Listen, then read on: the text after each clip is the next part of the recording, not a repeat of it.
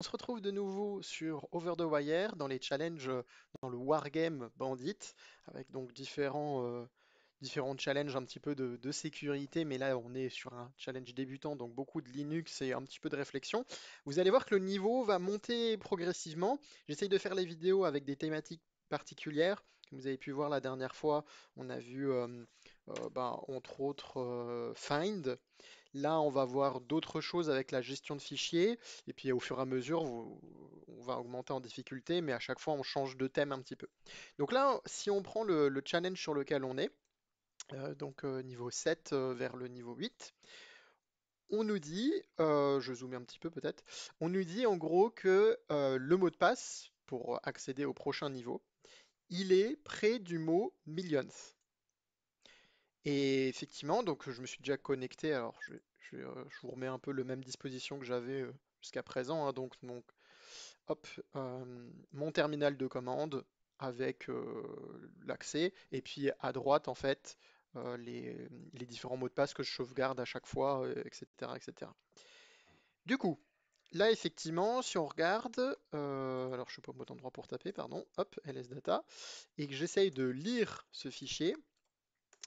Et ben en fait, vous voyez, on a un gros problème, il est très très très très très très long.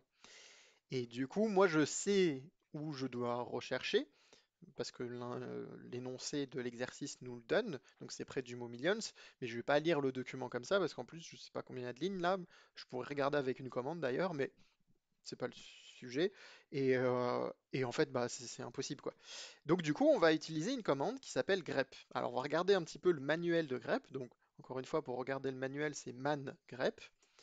Et là, on a en gros des petites explications. Il nous dit que grep, il va chercher des patterns dans chaque fichier, et que potentiellement à l'intérieur d'un fichier, on peut aller chercher un pattern en soi. Donc c'est assez facile à utiliser entre guillemets. Ça dépend, hein. Forcément, hein, il y a des choses plus ou moins compliquées. Mais là, c'est assez facile, puisqu'en fait, je vais faire cat data.txt.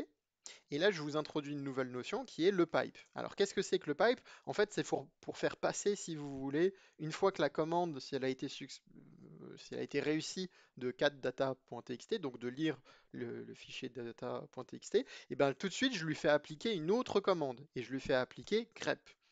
Grep, il va chercher donc, en gros, ligne par ligne, hein, et il va chercher un mot ou en tout cas quelque chose un pattern que je cherche de manière précise.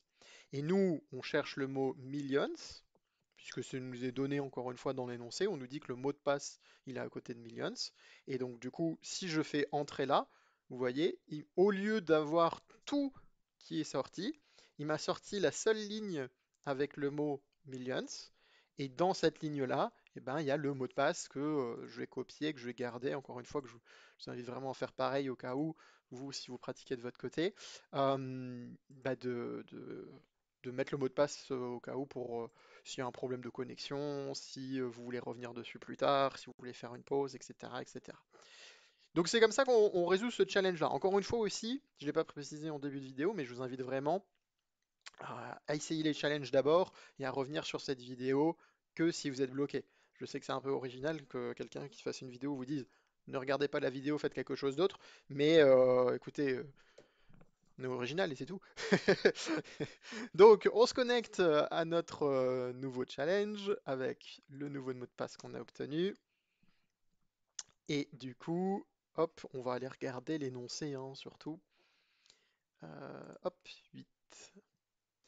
Dans ce challenge, on nous dit le mot de passe est toujours dans le fichier data.txt. Par contre, c'est la seule ligne qui ne se répète pas, qui n'apparaît qu'une seule fois. Donc du coup, on veut une ligne unique. Si on regarde un peu le fichier en soi, hein, comme tout à l'heure, si on fait de nouveau cat data.txt, on voit qu'effectivement, ça a un peu la forme de nos mots de passe précédents, mais on ne sait pas lequel se répète une seule fois. Et humainement, c'est pas possible. On peut pas le faire. Là, vous voyez, j'arrête pas de scroller, mais c'est pas possible. Du coup, la logique est de faire deux opérations. Première opération, il faut qu'on regroupe toutes les lignes identiques ensemble. Donc on va faire des groupes de lignes. Donc par exemple, si on prend cette ligne-là, UU, etc., qui commence par deux fois la lettre U, hein, en majuscule et en minuscule, et ben on va les regrouper avec toutes les autres lignes qui commencent par UU, et on va les mettre toutes ensemble. Pourquoi on va faire ça? Bah parce que comme ça, en fait, ça nous permet de savoir si justement d'identifier lesquelles se répètent et lesquelles se répètent pas. Donc en fait, ça c'est la première étape, c'est regrouper. Et une fois que c'est regroupé, et ben là on va regarder laquelle n'apparaît qu'une seule fois à ce niveau-là. Pour ça, on va utiliser deux commandes. La première commande qu'on va utiliser, c'est sort.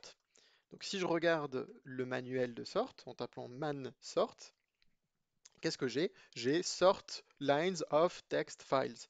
Donc en gros, il va m'arranger les lignes comme il faut. Alors après, il y a plein d'options hein, globalement, mais nous, dans notre cas, on va pas en utiliser, on n'a pas besoin. Mais effectivement, en fonction des choses qu'on pourrait être amené à faire, on pourrait utiliser ça. Donc ça va être la première commande qu'on va utiliser. Et on va faire aussi l'utilisation d'une autre commande qui est unique. Alors unique, c'est justement report or omit repeated line. Nous, on sait que on veut uniquement une ligne qui ne se répète pas, donc une ligne qui apparaît une seule fois en soi. Et si vous regardez dans les options, vous pouvez descendre un petit peu, il y a effectivement une option spécifique, le dash U, qui only print unique lines, donc qui ne va sortir que les lignes uniques, que celles qui existent une seule fois. Alors pourquoi on n'utilise pas que unique comme ça? Eh bien en fait, si on faisait ça, si on utilisait que unique, vu qu'il n'y a pas eu de regroupement, lui, il va lire ligne par ligne, il va dire, ah bah, il n'y a pas de répétition. Et comme, puisque si chaque ligne se différencie, en tout cas, peut-être qu'il y aura quelques lignes qui se supprimeront, hein, mais globalement, il va lire ligne par ligne, il va dire, ah bah, celle-ci, c'est pas la même que la suivante, etc. Bon, bah, du coup, à chaque fois, c'est des lignes uniques en soi, donc je ne peux pas regarder. Donc c'est pour ça qu'il faut d'abord sort et ensuite utiliser unique. Et il faut savoir que, de manière générale, au-delà de ce challenge et dans toutes les utilisations que vous pourriez en faire, ça va se répéter souvent ce concept-là. C'est d'abord de sort et d'ensuite d'utiliser unique. Et pour ça, on le fait. Je vous ai dit qu'on utilisait deux commandes, il y a une logique avec deux étapes, mais en fait on va le faire en une seule fois, hein. Là en gros la commande que je vais taper, bah, déjà je vais sort data.txt, je vais réutiliser donc du coup le pipe que je vous ai présenté juste avant, donc en gros il va sort les datas, il va les assembler ensemble, et ensuite qu'est-ce que je vais lui demander de faire? Eh ben, je vais lui demander de me sortir la seule ligne qui est unique, parce que là en tout cas c'est un peu induit dans l'énoncé que c'est vraiment la seule the only line of text that occurs only once. Donc là, on sait qu'il n'y en a qu'une. Dans la vraie vie, en fonction de ce que vous êtes en train de faire, peut-être qu'il y en aura plusieurs, hein, même beaucoup. Mais en tout cas, vous saurez que celles-ci, elles sont uniques et ça vous permet de trier un peu des données, des datas, des choses comme ça. Donc, je fais ça et hop, vous voyez, tout de suite, j'ai un résultat qui arrive que je m'empresse de copier-coller. Hop, et de sauvegarder au cas où. Et je peux me connecter, du coup, maintenant, si je regarde sur Bandit 9, donc en tant qu'utilisateur Bandit 9, je peux me connecter. Donc, bon, bah, je l'ai déjà en copy-paste normalement d'ailleurs, donc pas besoin. Voilà, et parfait, on a réussi à se connecter. Donc, on peut regarder l'énoncé du prochain exercice, donc 9 à 10. Je vais rezoomer un petit coup. The password for the next level is stored in data, donc toujours dans le data. Par contre, euh, il n'est pas, en gros, il est précédé pardon, par des signes égales et is one of the few human readable strings. Donc ça veut dire que globalement notre fichier il va être un peu particulier. Et si on va dessus, hop, si on va dessus, donc si on regarde, hein, j'ai bien mon data.txt, si je le lis, effectivement, c'est un fichier un petit peu plus compliqué à utiliser. Mais on sait que il y a des signes égales. Et d'ailleurs, là, j'ai envie de vous dire, on le voit déjà visuellement. Donc il y a de grandes chances que ça soit déjà le mot de passe, je vous avouerai. Bon, en fait, je le sais, c'est le mot de passe, hein. Mais si on ne l'avait pas trouvé comme ça un peu par chance, et en plus, peut-être qu'il y en a d'autres, on ne sait pas, comment on fait?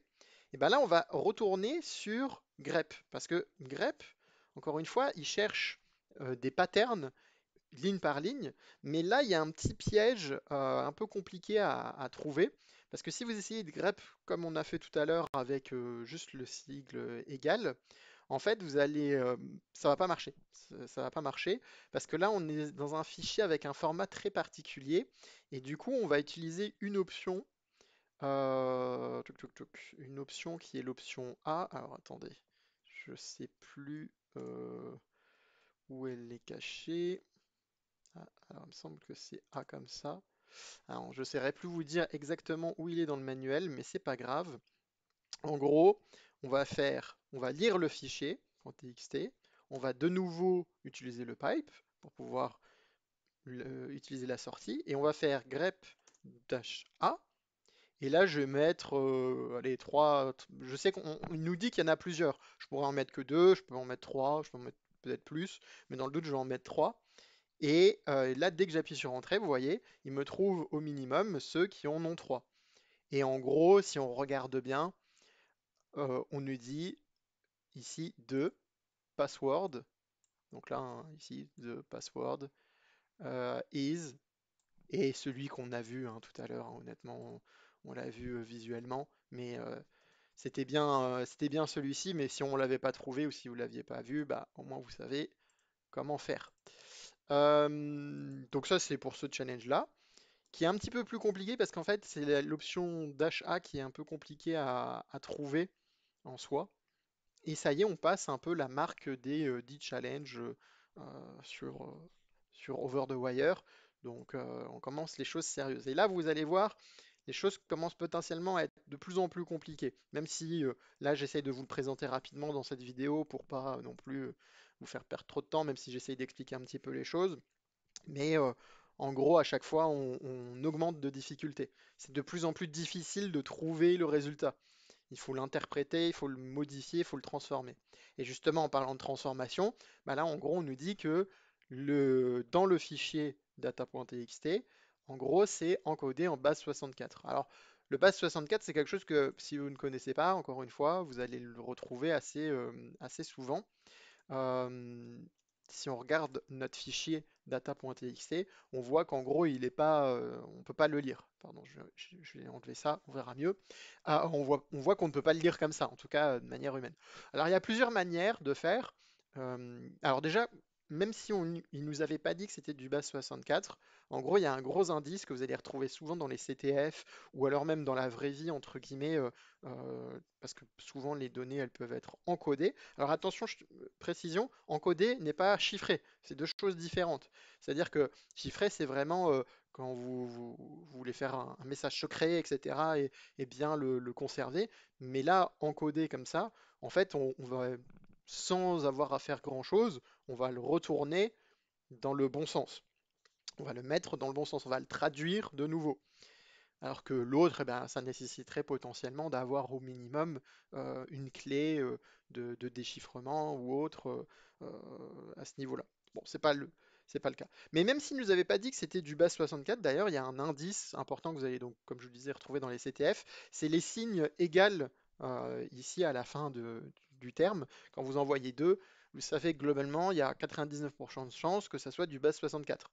Donc à chaque fois que vous voyez ça quelque part, ah, vous savez que vous devez le désencoder, je ne sais pas comment on dit en français, je vous avouerai, mais en tout cas, vous devez le retourner dans la fonction base 64. Il y a plusieurs manières de faire. La manière la plus sympa, c'est ce qu'on va faire nous, c'est dans le terminal, mais vous pouvez utiliser aussi un outil, peut-être que je pourrais vous montrer un jour, qui s'appelle CyberChef, qui est fait par le GCHQ. Donc le GCHQ, qu'est-ce que c'est? C'est l'équivalent de la NSA, mais en Angleterre. En gros. Ils font beaucoup c'est le service de défense, ils travaillent avec les agences d'espionnage, MI5, MI6, etc., etc. Et comme la NSA aussi, hein, qui fait aussi des outils gratuits, euh, open source, etc., de temps en temps pour les professionnels de la cybersécurité ou autres, et ben ils ont un outil qui s'appelle CyberChef. Donc si vous allez sur Internet, vous tapez ça, vous allez le trouver.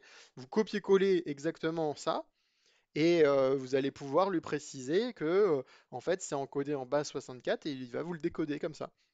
Et si vous ne savez pas, parfois vous pouvez utiliser aussi un outil qui s'appelle Magic sur cet outil-là de Cyberchef et il va essayer de vous trouver, il va essayer, hein, parce que parfois il ne trouve pas, de vous trouver quel est le format. Bon, là, il va vous trouver que c'est du base 64, quasiment instantané, hein. Mais globalement, c'est un outil que vous allez potentiellement utiliser dans différents cas. Du coup, nous, comment on fait? Bah, en fait, on va utiliser une commande, hein, man base 64 pour aller dans le manuel. Et vous voyez base 64 encode décode data and print to standard output. Donc dans le décode, il faut mettre l'option donc dash D pour que ça décode bien. Du coup, ce qu'on fait, base 64-D, le fichier data text, et vous voyez que maintenant le texte qui nous était interdit de lecture, on va dire en tout cas, qui n'était pas qu'on ne pouvait pas lire par un humain, et bien maintenant il est décodé. Donc ça y est, on peut prendre le mot de passe, encore une fois le sauvegarder quelque part, hop, et on peut passer au prochain challenge. Je vais m'y rendre de ce pas, et puis on va regarder aussi l'énoncé. Oups, on va regarder l'énoncé, parce que là, c'est un challenge un petit peu plus complexe, honnêtement. Même pour moi, là, je vous avouerai, celui-ci, je l'avais déjà regardé en amont. Euh, hop, si je fais ls, hein, j'ai toujours mon cat data.txt, et là, j'ai un code. Du coup, si je vais voir l'énoncé qui va m'aider, il va me dire quoi? Il va me dire le mot de passe dans le fichier data.txt. En gros, all lowercase, donc toutes les minuscules de A à Z et tous les uppercase, donc les majuscules de A à Z, donc toutes ces lettres-là, ont été rotated by 13 positions. Donc il y a eu une rotation de 13 positions. Qu'est-ce que ça veut dire? En gros, c'est le code César, ou le chiffrement par décalage aussi. On prend un alphabet, A, B, C, D, E, F, G, etc. On prend un deuxième alphabet juste en dessous, au même niveau, A, B, C, D, etc. Et on décale le second de 13 positions, ici dans notre exemple, mais on pourrait le faire de 2, de 3, de 4, etc. etc. J'ai prévu de faire une vidéo dessus très rapidement pour expliquer un petit peu les choses, mais bon, là je vous l'explique comme ça à l'envol. Et en gros, à chaque fois on décale, et comme ça, bah, en fait, on remplace par exemple la lettre A par la lettre M, et la lettre B par la lettre N, et ainsi de suite, et ça nous permet d'avoir en fait un message codé. Et du coup, pour le décoder, eh ben, il faut connaître idéalement le nombre de rotations qui a eu lieu. Alors, c'est pas tout à fait vrai parce que c'est une méthode de chiffrement, on va dire, qui est facilement cassable, parce qu'en fait, vous avez 26 possibilités. Donc, du coup, vous faites les 26 possibilités à partir d'un message quand vous savez que c'est fait comme ça, et il y en a forcément un que vous allez être capable de lire. Donc, on pourrait faire ça, on pourrait faire un système comme ça. Il y a même des systèmes gratuits sur Internet qui vous permettent de faire ce genre de choses, hein. Mais là, on va pas le faire. Pourquoi? Parce que là, on est dans un cas très précis du code de César ou du chiffrement par décalage. En fait, on est dans le cas très précis qu'on appelle ROT 13. Donc ROT 13. Euh, Qu'est-ce que c'est ça? En fait, c'est le cas où on a décalé de 13 positions nos lettres à ce niveau-là. Donc, qu'est-ce qu'on fait? On va utiliser un outil, une commande, puisque moi l'objectif c'est pas de vous montrer à partir d'outils externes, hein. Peut-être que ce sera le cas dans certains challenges, mais là dans celui-ci, on peut le faire facilement entre guillemets dans dans l'invite de commande, hein, directement dans le terminal. Et on va utiliser un outil qui s'appelle TR. Donc c'est pour Translate or Delete Characters.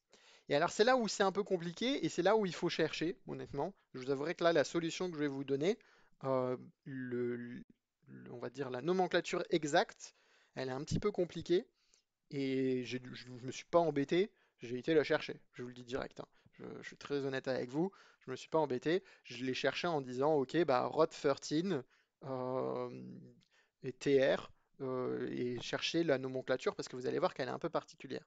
Puisqu'en gros, je vais faire mon cat data.txt, jusque-là on connaît. Je vais utiliser maintenant mon pipe, donc ça aussi on connaît, on sait qu'en gros on va lire le fichier et la sortie qu'on a de notre CAT, notre standard output, et ben, on va l'utiliser pour faire une autre commande. La commande TR, du coup, et c'est là où les choses sont compliquées, c'est ça que j'ai dû chercher. En gros, là, c'est pour lui expliquer que on fait une rotation, mais on fait une rotation pas simplement. D'ailleurs, attendez, je crois que je me trompe. On fait pas une rotation simplement des lettres minuscules, mais aussi des lettres majuscules. Et ça, honnêtement, vous pouvez pas le connaître par cœur, déjà, parce que ça sert à rien. Et, et en plus de ça, au-delà de ne pas le connaître par cœur, bah, même si essayez de le chercher, c'est hyper compliqué. Vous voyez cette nomenclature-là. Donc bon, honnêtement, vous embêtez pas, vous le cherchez sur Internet, vous allez le trouver. Mais encore faut-il savoir ce que c'est que ROT13, et encore faut-il savoir ce que c'est que le chiffrement par décalage. Donc ça déjà, ça vous demande potentiellement pas mal de recherches. Et si vous regardiez cette vidéo parce que vous étiez bloqué sur ce challenge, bah, sachez que c'est tout à fait normal, hein, parce que c'est assez compliqué. Et une fois que j'ai fait cette commande, et ben effectivement, il change uniquement les lettres, hein, il ne me change pas les chiffres, 7, 16, 5, etc. Et la phrase qui était, hein, que je vous remontre l'origine, qui était comme ça, eh ben, on ne pouvait pas la lire. Maintenant, on peut la lire. The password is, et on a le fameux code qui va nous permettre de nous connecter au prochain challenge qu'on va voir dans la prochaine vidéo et que j'espère donc vous retrouver bientôt. N'hésitez pas si jamais vous avez des questions ou des problèmes à ce niveau-là.